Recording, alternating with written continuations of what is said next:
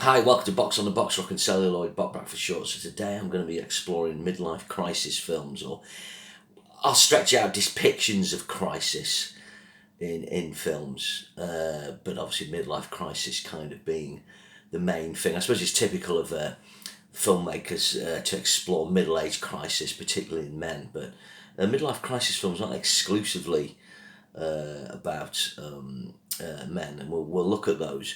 And what's interesting is how many films actually do feature elements of midlife crisis, ones that you wouldn't necessarily think are midlife crisis films. Like two recently were Bill and Ted Face the Music and Bad Boys for Life. They're both alright. I actually thought the Bad Boys one was better. Bill and Ted, they kind of married and lost their mojo. Typical thing, a theme of midlife crisis films. Quite unfair, really, because marriage isn't that bad. It's pretty good, can be. Bad Boys for Life. Again, the Will Smith and Martin Lawrence characters, aren't as bad as they used to be, and they're kind of struggling with their kind of more settled down nature. Another film I thought about was Lost in Translation. Bill Murray. Again, he's in Japan. A lot of midlife crisis films typically have the older male protagonist becoming obsessed with or being around, or wanting to be around, or have some kind of relationship with a younger female to make them feel young. The other example of that would be in Last Tango in Paris as well. Obviously Last Tango is a lot darker. I think it's quite interesting, Last Tango, because Brando's looking older, but it's also the last time he looked kind of really good. By the time he does the Missouri Breaks, he's piled on the pounds a bit, and then suddenly by Superman, he's lost it.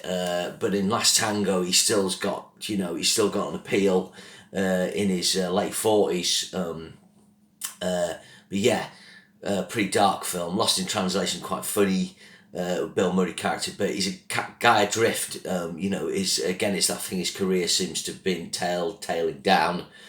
He's now doing adverts for Japanese TV for money. He's clearly a guy he's supposed to be, I think, Bill Murray at the time would be in his early 50s, so he's a guy who's supposed to be about Bill Murray's age, and this is typically late 40s, mid to late 40s and early 50s when midlife crises happen. I think midlife has kind of changed. People used to say it was 40, but as we're living longer, maybe it's getting in our late 40s. You get a film like Network. Peter Finch's character just loses the plot, and that's a really interesting one. He kind of potentially trashes his job on the air, his news anchor position, but then he becomes this kind of Svengali figure, the mad prophet of the airways. And then you get, I suppose, something like The Mosquito Coast. Harrison Ford, is the Ali Fox character. Is he having a midlife crisis? Just by doing his harebrained scheme of going up the jungle and creating ice and so on. Is his way of kind of being more than what he is, or making a statement? He's got a good life, he's got a lovely family, but then he just kind of sees conspiracies and things like that, and drags his family up. I think it's the Amazon. Quite interesting. Another one that's interesting depiction of midlife crisis is actually in the film Love Actually, with the Alan Rickman character. He's got a really, really nice, wife, home, Emma Thompson. And at that time, Emma Thompson had kind of had a bit of a makeover and was kind of looking, she was looking really, well, she does, looking really nice, he gets kind of sidetracked by the flirtations of a younger lady in the office. He's pretty kind of, so what you doing, mate?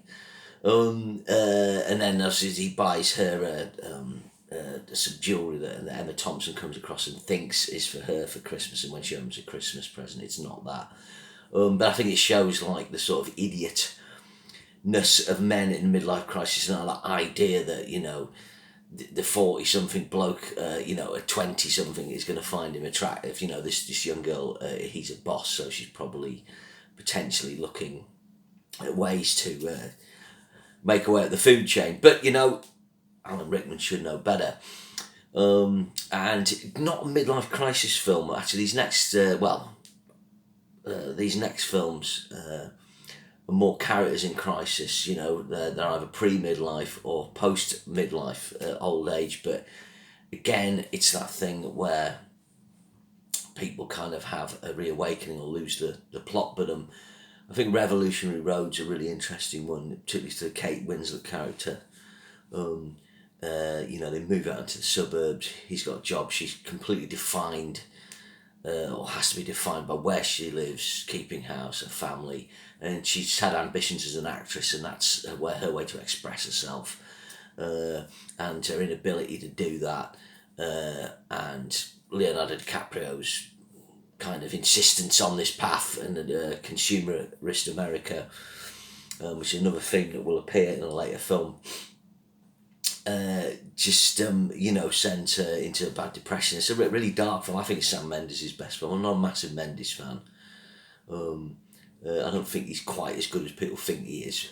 But I think Revolutionary Road, James Bond aside, might be my favourite. Really great performance. Kate Winslet should have won the Oscar for this film. Another film where a female character's in crisis but post middle age is the film I love is The Mother. So Roger Mitchell's film, passed away recently, probably maybe a year ago. Anne Reid, yeah, she hadn't done anything for a long time. We knew her as Valerie Barlow in Coronation Street. Her husband dies, Peter Vaughan, grouty from Porridge. And then she kind of moves in, visits her son in London, stayed by Stephen, I forget the second name of the actor, apologies. And the family's just really disinterested in her. It's kind of like she's a nuisance. His daughter, her daughter-in-law is just not interested. The grandkids aren't. The son's just kind of interested in his business, and his friend Daniel Craig, who's kind of experiencing an early midlife crisis. He's just doing DIY on rich people's houses and blaming other people for his failings. She ends up having an affair with him, and at this point Daniel Craig would be about 35, I think. He's very good. And then the other daughter's really selfish, and she sort of had a fling or fancies Daniel Craig. I can't quite remember. The end of the film's really good because Anne Reid just goes off on another path. She goes off travelling, but you know, it shows that thing later in life how you can have a reassessment and then do something radical at the end. But I really like this film. It's well worth checking out. Another film which explores a kind of old age post-retirement crisis, and I think this is his best performance in a long time. Obviously he's not made a film in age, but it's Jack Nicholson in The Pledge. So this is Sean Penn's film. So Jack Nicholson, you know, he retires to some kind of area in the countryside where, you know, he's going to go fishing and do the usual retirement things. He's a former cop, but then he gets obsessed with a case that he's never solved, a child murder abduction by I don't know, I forget what the kind of name for the abductor phantom figure is. And he develops a relationship with Robin Wright's younger female character and a son that they don't have. It's kind of platonic, but I suppose Nicholson's kind of, you know, seen as a daughter figure or someone he wants to help. You know, he's got to help someone. But he ends up using her son as bait to try and attract the killer, the abductor, out of hiding that no one else believes actually kind of exists. And it turns out at the end he is real, this guy, but Nicholson just completely loses the plot. And the end sort of scenes are pretty stunning. This is a really good. Nicholson's great in this. I mean, he dispenses with all the Jackness. He's got a really good cameo by Mickey Rourke. He does one of his crying things. Before we knew he'd do that in The Expendables. But he's very good in it. Penn, I remember Penn saying, you know, he kind of remembered one of his uncles retiring, you know, and just being sat in his armchair and doing nothing. And, you know, that's really good. And I suppose, you know, a great midlife crisis film, or almost midlife crisis, is The Wrath of Khan, Star Trek. Kirk is, you know, he's hitting, William Shatner's 51 when he makes that film, I think. And it explores the aging process, and, you know, he's kind of been out on the starship doing his job for a long time. What does it all mean? When Spock dies, you know, at the end, Bones goes, "How do you feel, Jim?" He goes, I feel young. It's really good, but it's like how he ends up having a battle with an old foe, and it's how the past revisits really, and it's kind of like Kirk's kind of stuck in a thing. He's not kind of making new things happen, and that can happen in work. You kind of build something up, and then you're just kind of in that cycle. And that's when people have midlife crises. They buy stupid fast cars, or they have affairs or something like that, because they're kind of trying to create some different narrative in their life. That's what I think anyway. So just picking the kind of 10 really great midlife crisis films, I kind of went through them. One I'd pick, first one would be Sideways. Alexander, Christ, sorry, I should know his Alexander Payne's films. Alexander Payne made Election. I forget what his second film was. But this was the one that really put him on the map. And this is really good. Paul Giamatti plays a guy who's got divorced. He's like wine. He likes wine. And he tends, that's his thing that he hides in, really. And then he goes on a road trip to the wine region in California, I guess. With character played by Thomas Hayden Church, who's really good. And it just, they're both guys in their 40s, and they end up meeting a couple of women their age, which I think is really cool. It's not like they go have some dalliance with younger ladies, played by Virginia Madsen and the brilliant Sandra Oh. And it just explores, particularly this Paul Giamatti character opening up and, coming into his 40s in a better way, and the end of the film works out, that he'll go back there and probably hopefully start a relationship with the female character. I think it's the Virginia Madsen, but I'm not sure because I've not seen it for a while. But it's a really good film. It's kind of has a bloke's road trips in their 40s, but it's got this cool subtext with the wine, and the Paul Giamatti character describes a bottle of wine and describes a certain grape, and how sort of challenging this wine is, how hard it is to grow that grape, but he's actually explaining himself when he does it. It's very good. And one which really hit a chord with me, and I think this is another one of my choices. You'd sort of think, this isn't a good idea to make a sequel to this film, but it's Trainspotting 2. So when we also Trainspotting when I was 25, you related to the characters in the film, although I wasn't a heroin addict. I did live in a fairly shitty house. I didn't have a lot of money. My employment prospects were nil. Stuff like that. And then, you were in that journey with the characters, and then when you came back to the Trainspotting 2 film, that they've hit the age that you are at that moment. So, the age the characters were playing in the film, it's moved on and a similar age, to myself watching it, and it was really interesting how what life hadn't worked out, how they fought. The ones who have jobs that are doing quite boring jobs, like Ewan McGregor and the Kelly MacDonald character, and again they're kind of going back and doing a scam to try and get the mojo back, as it were. But yeah, it was that thing of life being disappointing, or life having a disappointing element, and that's something that hits people in middle age. I wanted to do this, I thought I'd be this, and you're not. So I really like that. And another film choice I'll pick now. This is the film I actually saw that got me thinking, I'll do some on midlife crisis. Another Round, Thomas Vinterberg's Oscar-winning foreign language film. This is great. I really enjoyed this. A great performance from Mads Mikkelsen, but there's a really powerful scene near the start where he's just with his family, and he's going out with his mates, who are 3 other teachers at the school. And I forget if it's someone's birthday or whatever, but they're having a drink. Mads Mikkelsen just, he's kind of getting teary, and he just goes, I don't go out anymore. I don't see people, and people, hitting that age can end up in that. They can lose their drive to do things, sexual drive, and they can just kind of hide away a bit. And he's really despondent. And then in the film they discover, I did this experiment where they're going to drink a certain amount of alcohol throughout the day that will keep their kind of alcohol level up. And this kind of gets the mojo back, and Mads Mikkelsen, his classes get better, and he gets, basically, it gives him false confidence, which is, what alcohol can do. and it's quite funny for a bit, but then it kind of takes a darker turn when one of the characters really does hit the bottle, and his problems aren't solved. The end's great. Mickelson, gives a great performance. All the cast do, but really, really interesting that thing of just you've lost your mojo and you don't, you hadn't realised you had, and I like it. So another one, this one's kind of shrouded a bit now. Again, it's Sam Mendes' American Beauty, but this was like probably the archetypal midlife crisis film. And I don't know if there'd been a midlife crisis film in the 90s, and this won the Oscar for Kevin Spacey and Sam Mendes. This is good.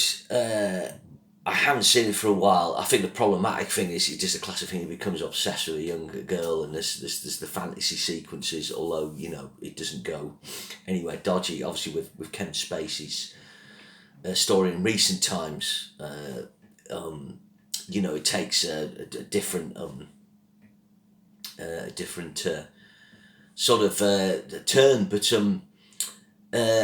one scene which always struck me with this, even at the time, I was 28 when this came out, was he takes the job, or he says something like, I flipped burgers for the summer when I was 17, and it was like the best time of my life, and he quits his job and he ends up, he's working a drive-through burger thing. I can't remember which, I don't know if his wife comes through or somebody knows, but I thought that scene was brilliant. But I used to work in a motorway services when I was 17, and I remember watching the film at the time and thinking, although I hated going to work and probably sort of hated it in the motorway services, it was simple, I wasn't encumbered with adult things, responsibilities. It's just get your money and save up for what album you're going to buy or going out on the drink or something, and that kind of, even at that not at so late stage in my life, it touched the core. So that's a good one. Midlife crisis films can also feature female characters, and two really good ones are young adult, with Charlize Theron and Bridesmaids, and they're both similar in this respect, is that the main female characters haven't grown up, they're still drinking too much, they're still kind of partying like they're in their 20s, early 20s. So, the age that the female characters are playing is actually in their 30s, but they're holding off adulthood, really. They're not wanting to kind of approach adulthood in the midlife how you would. And both of it, Charlize Theron's spectacularly good in young adult. She did another film with Jason Reitman called where she's pregnant. She's very good. Forgotten the name of it, apologies, but check it out. I think she's a great actress. It's a very funny film, this, and she doesn't really get better in the film. That's one of the cool things about it. She just kind of carries on, but I really like it. And then in Bridesmaids, the Kristen Wiig character, she really, the competition with the Rose Byrne character is about her losing a friend. A friend's getting married, and she's gonna grow and go on a next part of her journey, whereas the Kristen Wiig character is still getting pissed and hasn't kind of made those professional commitments, and is in a really kind of toxic relationship with the John Hamm character. She's great in it, and I think those are two excellent comedies, but again, not so much midlife crisis films, but holding off that midlife journey. My other choice, is technically some people might not agree this is a midlife crisis film, but I think the main protagonist in this, what happens to him makes him question his life and world around him, and the age he's at would typify it being a midlife crisis film. And it's Nicholas Ray's 1956 Bigger Than Life. So this is quite interesting. This is produced by James Mason. Basically, he gets some kind of disease. I forget the name of it. I'm going to tell you what it is. Polyarthritis nodosa, inflammation in the arteries. He says he's going to die, so he gets given an experimental drug, but this sends him a bit mad, and then he starts kind of critiquing. He kind of turns against his family. He's in a nuclear family. He's in the post-war American consumer boom. And the way he behaves, his manic sort of episodes, the subtext is a kind of critique of the nuclear family, it's a critique of the consumerism around that, and critique of the what would be, I guess, the Eisenhower era. You meant America after the war, once it settles down after 1945, once you get into the 50s, it's boom time, because they're not encumbered with the big debts that England and other countries were, Britain, sorry. But it's really good. The cortisone he's taking kind of triggers his psychosis, but he, like I say, he kind of goes a bit strange, but his questioning of things is, to me, a bit like a midlife crisis.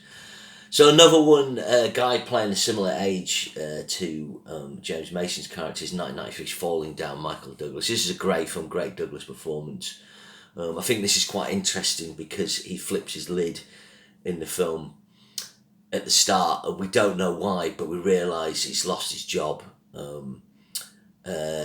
The age is that he's been put on the scrap heap, but it's also an exploration of toxic masculinity. And we realise that he's probably been abusive at home or hard to live with, probably because he's depressive. And this film recalls a film which I will come to in a bit, in its kind of narrative style. There's a lot of great scenes with this, like when he goes on a golf course and it's like 4 or 5 and he fires the shotgun. Again, it's got the consumption kind of thing where he trashes the McDonald's. But there's a guy where he goes and meets the fascist guy and he gets the weapons, the Frederick Forrest character. He goes on this weird odyssey. But the problem with the Douglas character of what he does, really, he's angry at the world, but it's really what you realise is he's kind of partly fucked up things for himself. He would still be his wife if he wasn't the way he was. And even though the fact that he's lost his job, she would have been able to help him with that. But he's gone off the rails. Really good. And again, it explores the old age thing, because the Robert Duvall character, it's his last day and he's going to retire. He's been on a desk job because something's gone. There's been some shooting incident or something like that. His colleagues are really rude to him and rude about his wife. But he gets his mojo and solves the case and kind of regains his own self-respect. Not he doesn't lack self-respect, so it's quite interesting as a kind of twin thing there.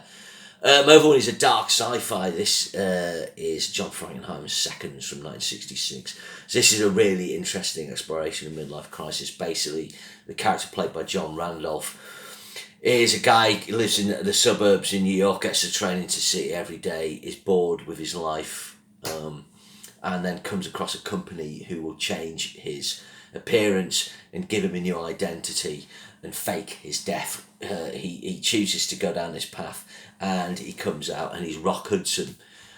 He's always wanted to be an artist, so they're supplying with art, and Rock Hudson lives in this cool kind of beach community doing his art. But what happens is the kind of reality of his situation starts to undo him. He becomes unhappy because it's kind of false. It's literally the most extreme exploration of midlife crisis with this. The guy literally changes his entire identity, upends his entire existence, and then when he's not happy, he goes back to the company. And I'll not tell you what happens. This is great cinematography by James Wong Howe. It's actually been in my favourite sci-fis as well, I think.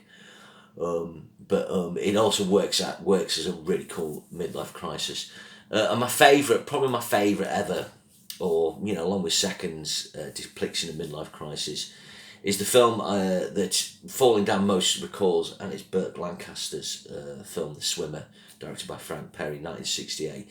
There's an argument with this: is it a midlife crisis film? I'd actually say it's the midlife crisis has happened, and the Burt Lancaster character, what we see in the film is the kind of reaction to his midlife crisis. It's very cryptic, this film. Where it's similar to Falling Down, as he goes to each swimming pool on his odyssey, he comes through different situations, meets different people, and that's the same thing that Michael Douglas does when he's walking across town. This film was actually used as kind of source material, mimicked in an advert, a Levi jeans advert, where I think it was Levi, where a guy went through different swimming pools diving in his jeans. But I love this film. I mean, it's got some kind of hokey 60s stuff it's one of those films that when I saw it, I think I saw it when I was in my teens, 16, 15, 16. It's the sort of film you shouldn't like, but it just made a really big impression on me. A bit like Hitchcock's Vertigo. There's something haunting about it. The final image is very haunting. But my sort of theory is the Burt Lancaster character, he has got a very high consumption lifestyle that tries to fund for his spoiled daughter and his wife. His business ends up failing, ends up owing money, but he's had an affair. Obviously, all inferences he's had affair maybe with a younger girl, maybe possibly very young, but maybe not underage or teen. I don't know. There's a kind of hinted at this. Like I said, it's quite cryptic. He's gone bankrupt. He's got divorced. And that's maybe he's had a kind of midlife crisis, and that's part of his spending spree. Maybe spending spree on himself. I don't know, but it's kind of like it's don't have a midlife crisis basically. But this is a really good film, and the final image is really haunting. It's a kind of conundrum, The Swimmer. That it's one of those films. It's very 60s, but it's got that ambiguity, and I think the other thing it uses is. But Lancaster was renowned for his body and his physique particularly in the 1950s in Trapeze, A Scarlet Buccaneer. I think that's the film he's in. And his athleticism, he'd been a gymnast. And in this, he looks really good for his guy's age, but he's 55 and you can see it's harder for him to keep that. And it's basically uses his kind of star persona really effectively. The character he's playing is probably not probably not playing Burt Lancaster's age. He's probably playing a guy in his 40s. So that's my other choice there. So some people might argue that a lot of the things picked aren't strictly midlife crisis films. But anyway, that was my take on that. Remember to share and subscribe if you like these videos. I enjoy doing them. I don't get a lot of views, but it's just a bit of fun for me. So I'll see you again soon. Thank you very much.